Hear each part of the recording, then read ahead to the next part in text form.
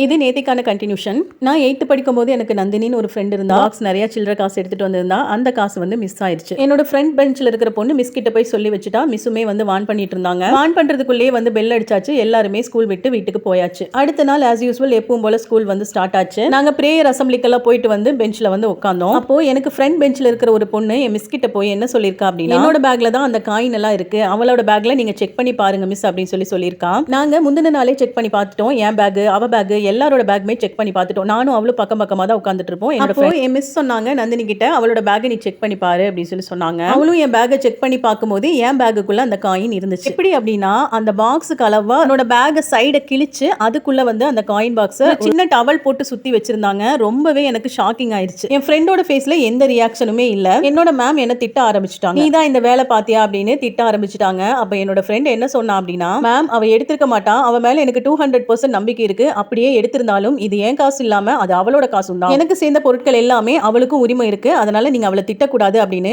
என் miss கிட்ட அந்த ஏஜ்ல நல்லா போல்டாவே எனக்கு சப்போர்ட் பண்ணா. ஃப்ரண்ட் பெஞ்ச்ல இருக்கிற பொண்ணையும் என்னையும் நந்தினியும் எல்லாத்தையும் ஆபீஸ் ரூமுக்கு வாங்க அப்படின்னு சொல்லிட்டு மிஸ் போயிட்டாங்க. அப்ப நாங்க ஆபீஸ் ரூம் போனோம். என் ஃப்ரண்ட் பெஞ்ச்ல இருக்கிறவ மேல எங்க மிஸ்ஸுக்கு டவுட் வந்து கிட்ட கேட்க ஆரம்பிச்சாங்க. அது எப்படி நீ அவ்வளவு ஊர்ஜிதமா சொன்ன அவ பேக்ல பணம் இருக்கு அப்படின்னு கேட்டதுக்கு அவ சொன்னா நான் பார்த்தேன் அப்படின்னு சொன்னா. என் ஃப்ரெண்ட் சொன்னா இவ போய் சொல்றா மிஸ், என் ஃப்ரெண்ட் அந்த மாதிரி ஆளெல்லாம் கிடையாது அப்படின்னு சொன்னா. ஃப்ரண்ட் பெஞ்ச் கிட்ட இருக்கிற பொண்ணு கிட்ட இந்த மேம் வந்து ரொம்ப அதட்டி பேச ஆரம்பிச்சிட்டாங்க. உண்மை சொல்ல எப்படி நடந்துச்சுன்னு சொல்லலைன்னா உன் பேரண்ட்ஸ் கூப்பிடுவேன் அப்படின்னு சொல்லியிருந்தாங்க.